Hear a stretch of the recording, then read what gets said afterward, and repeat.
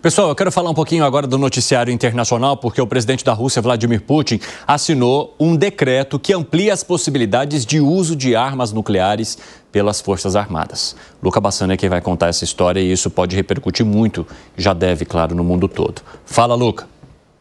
Pois é, Evandro, nós sabemos que durante o último final de semana o presidente Joe Biden autorizou a Ucrânia a utilizar mísseis de longo alcance dentro do território da Rússia, ou seja, lançando a partir do território da Ucrânia, esses mísseis teriam capacidade de alcançar até 320 quilômetros de distância. E exatamente por conta disso, o presidente Putin atualizou a doutrina nuclear da Federação Russa, dizendo que agora o país poderá responder com armas nucleares táticas a estados não nuclearizados que sejam auxiliados por estados nuclearizados em seu exército, ou seja, a Ucrânia, que não possui armas nucleares atualmente, sendo auxiliada por Grã-Bretanha, por França, por Estados Unidos, que possuem armas nucleares com mísseis, com drones para atacar a Rússia, poderia receber bombas nucleares táticas como uma resposta caso o território russo seja atingido. Essa é uma grande preocupação sobre a escalada desse conflito, que, como nós falamos aqui, quase 3 anos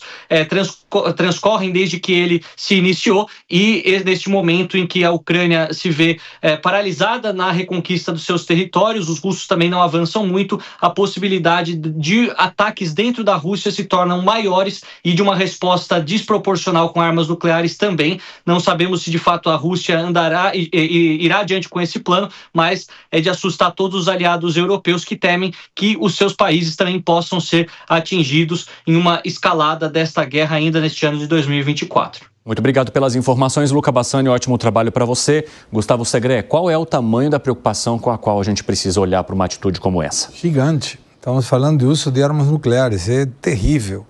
E qualquer desculpa que possa utilizar Putin não é justificável em função do que estamos falando de diversidade de armas. Eu te jogo uma pedra e você me detona com um canhão. Estamos falando de uma coisa muito grave. Me parece que essa pressa de G20 de emitir o comunicado final tem a ver com isso, porque não era como se abster de um comentário desses, e o fato de ter apresentado o documento final tira essa preocupação do G20. Mas devemos observar que, a pedido da Argentina, inclusive, foi colocada a questão da territorialidade da Ucrânia, sem mencionar a Rússia, porque tinha países que são aliados à Rússia. Não foi mencionada nenhuma questão relacionada com Gaza e Israel. Estamos falando de guerras, e o fato de pensar sequer na utilização de armas nucleares deixa preocupado ao mundo todo. Alan Gani. Olha, ainda bem que está ocorrendo uma troca de presidência nos Estados Unidos, porque um dos grandes responsáveis por ter escalado este conflito é Joe Biden, o Partido Democrata e alas do Partido Republicano. Por quê? A gente pode aqui dizer que a invasão da Rússia na Ucrânia, a Ucrânia é o país invadido, isso é condenável. No entanto, a geopolítica vai continuar existindo. A Rússia jamais iria aceitar uma expansão da OTAN no leste europeu, muito menos financiamento de grupos insurgentes que atacaram o governo da Ucrânia, né? E agiram ali nos movimentos separatistas na região do Donetsk, não desrespeitando ali os acordos de Minsk. Portanto, esta guerra poderia ter sido evitada. Bastaria chegar para a Ucrânia e falar o seguinte: Ucrânia, me desculpe, você faz fronteira com uma superpotência militar e não dá para você entrar para a OTAN, e eu não vou continuar financiando grupos insurgentes por aí. Agora, o Putin não blefa. Então a questão não é quem é certo e quem é errado nessa história. A questão é como eu lido com a Rússia no mundo real. Então vale a pena esticar a corda e dar o aval para a Ucrânia continuar atacando a Rússia com armas de longo alcance? Você vai ter que lidar com as consequências no mundo real.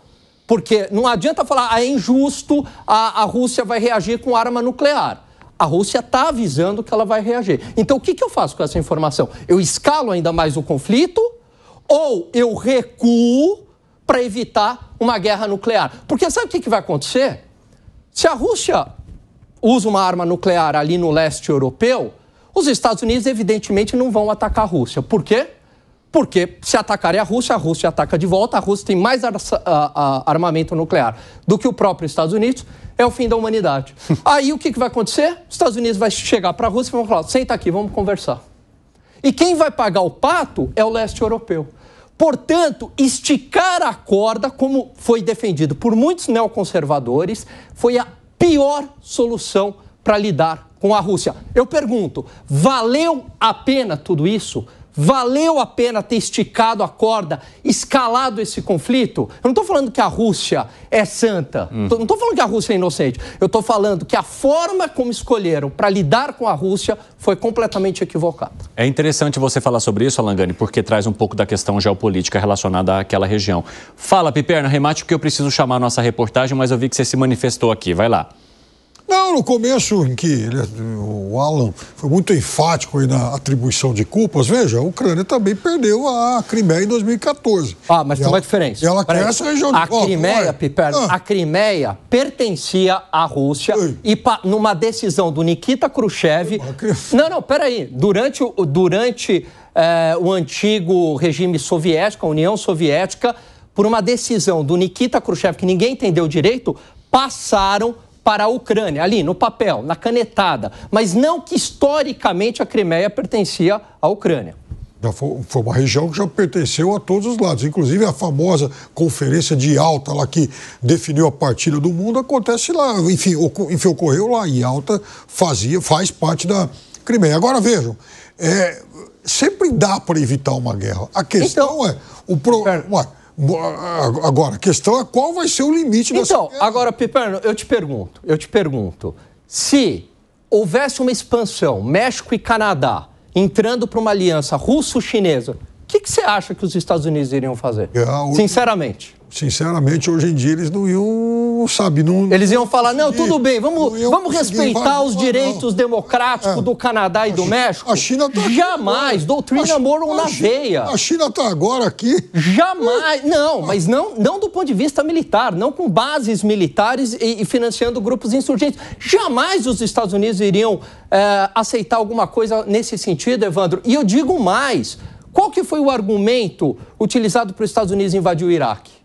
O principal argumento, um ataque preventivo porque o Iraque tinha armas de destruição em massa. Qual foi o argumento utilizado pelo Putin para atacar a Ucrânia? Grupos neonazistas, aproximação com a OTAN, ataque preventivo. O mesmo argumento.